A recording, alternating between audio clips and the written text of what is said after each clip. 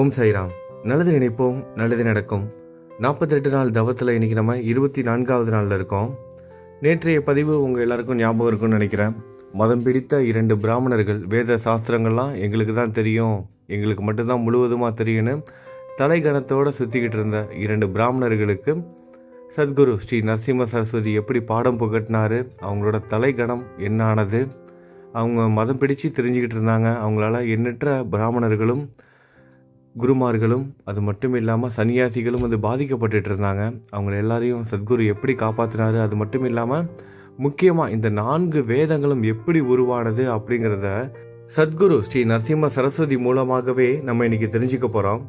அந்த 2 கர்வம் பிடித்த பிராமணர்களை பார்த்து சத்குரு சொல்கிறாரு, ஸ்ரீ நரசிம்ம சரஸ்வதி சுவாமி சொல்கிறாரு, எதனால் நீங்கள் இப்படி பிரம்மையில் இருக்கீங்க? வேதங்கள் வந்து முடிவு இல்லாதவை, வேதங்களை முழுமையாக கற்றவர்கள் யாருமே இல்லை. முன்பு பரத்வாஜ மகரிஷி வேதத்தை முழுமையாக படிக்க நினைத்து பிரம்மச்சாரியாக 3 பிரம்ம நாட்கள், அதாவது ஒரு பிரம்ம நாட்கள்னா 4 யுகங்கள் 5000 முறை, 4 யுகங்கள் வந்து 5000 முறை கடந்தால்தான் பிரம்மாவிற்கு வந்து ஒரு பகலாம். அப்போ பார்த்துக்கோங்க, 3 பிரம்ம நாட்கள். ஆசானியிடம் வேதத்தை படித்தாலும் முழுமையாக படிக்க முடியாததால் பிரம்மாவை நோக்கி தவம் செய்தார். பிரம்மா அவர் முன் தோன்றி என்ன வரம் வேண்டும் அப்படின்னு கேட்குறாரு.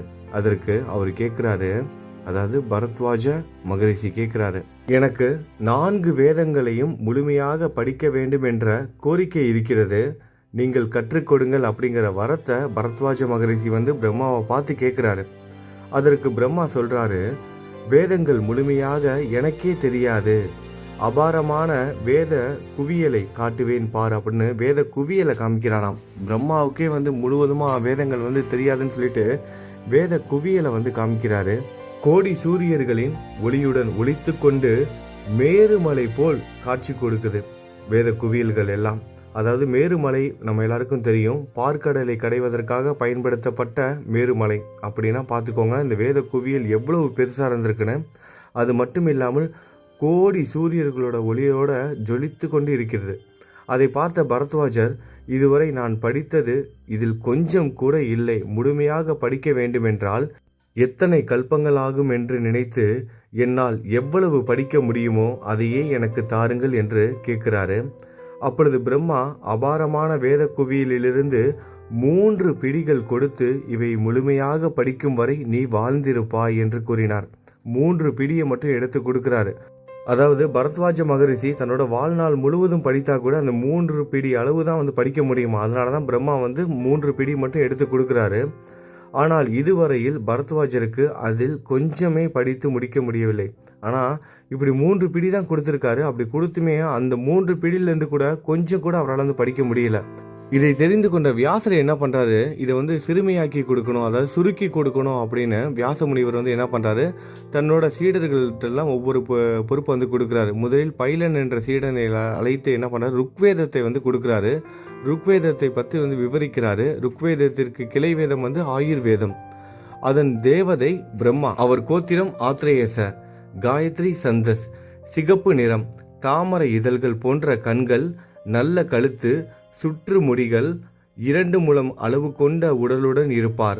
அதில் சர்ச்சை, சிராவகம், சர்ச்சகம், சிரவணியபாரம், கிரமபாரம், ரதக்கிரமம், தண்டக்கிரமம் என்ற பாகங்கள் இருக்கின்றன. இதற்கு அஸ்வலாயனி, சாணக்கியாயன, சாகல, பாங்கல, மாண்டூகேய என்ற பிரிவுகள் இருக்கின்றன என்றார்.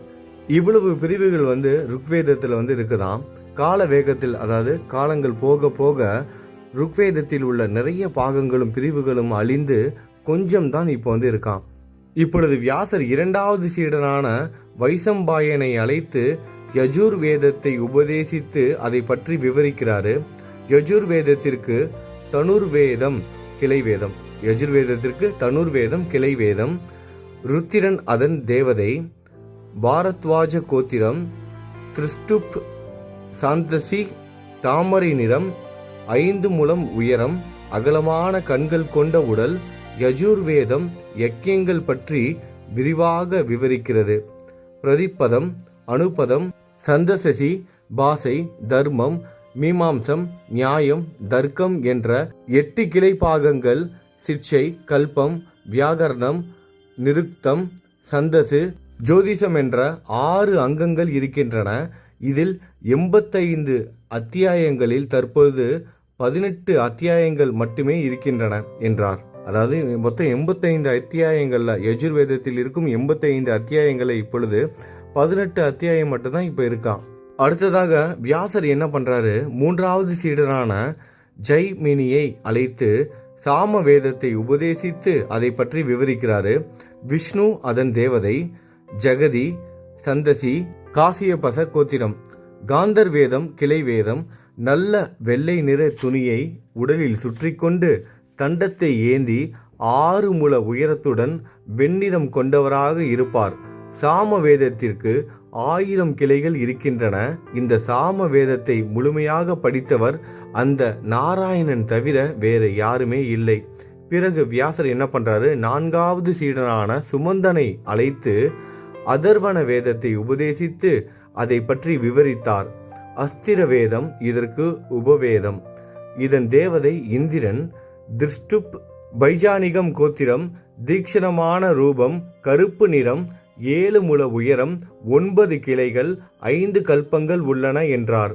முன்பு உத்தமரான பிராமணர்கள் தர்ம வழியில் சென்று கொண்டு வேதங்களை படித்து வந்தார்கள்.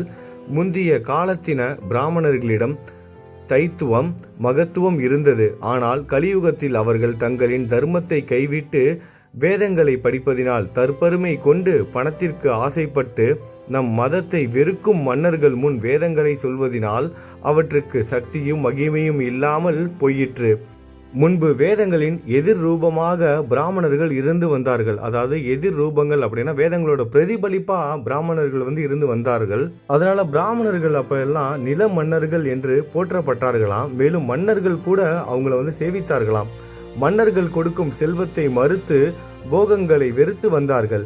தேவையில்லாத ஆடம்பரமான பொருட்கள், அதாவது மன்னர்களே வழியக்க செல்வங்களையும் பொருட்களையும் அள்ளி அள்ளி கொடுத்தா கூட இவங்க எல்லாம் மறுத்து வந்தார்களாம். அது மட்டும் இல்லாம வேதத்தை கற்றதினால் வந்த மகிமைக்கும் சக்திக்கும் மும்மூர்த்திகளும் அவர்களின் வசம் இருந்தார்கள். இந்திரனோடு எல்லா தேவர்களும் அவர்களை சேவித்தார்கள். அவர்கள் எண்ணினால் புல்லையும் மலையாக்குவார்கள், மலையையும் புல்லாக்குவார்கள். உலகமெல்லாம் தேவதைகளின் ஆதீனமாகும். தேவதைகள் மந்திராதீனம், மந்திரங்கள் பிராமணர்களின் ஆதீனத்தில் இருந்தன.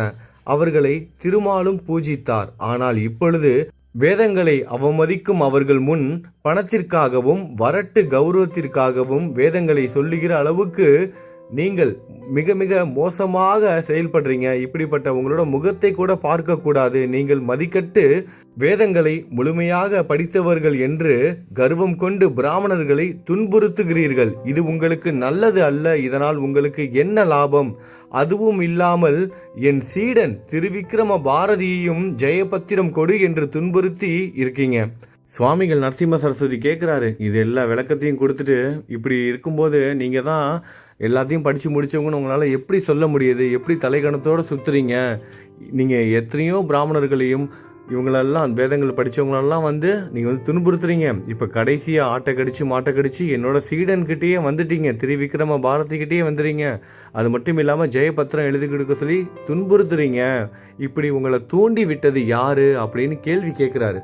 இப்படி அறிவில்லாம நடந்துகிட்டு துன்பத்தை நீங்களே விலை கொடுத்து வாங்கிக்காதீங்க அப்படின்னு எச்சரிக்கிறாரு. இனிமேலாவது நான் சொல்றதை கேட்டுட்டு இந்த இடத்தை விட்டு போயிருங்க என்று சொல்றாரு. நரசிம்ம சரஸ்வதி சுவாமி அவர்கள் இவ்வளவு விளக்கத்தையும் கொடுத்து பொறுமையா இவ்வளவு அறிவுரையும் சொல்லி இதுக்கு மேலேயும் நீங்க இந்த மாதிரி தப்பு பண்ணீங்கன்னா நீங்களே துன்பத்தை அனுபவிக்கிற நிலை வந்துடும் உங்களுக்கு. தயவு செய்து இந்த விஷயத்தை இதோட விட்டுட்டு போயிருங்க அப்படின்னு எச்சரிக்கிறாரு, சொல்லி பார்க்குறாரு. ஆனா அப்படி இருந்தும் இவங்க திருந்தினாங்கன்னா திருந்தல.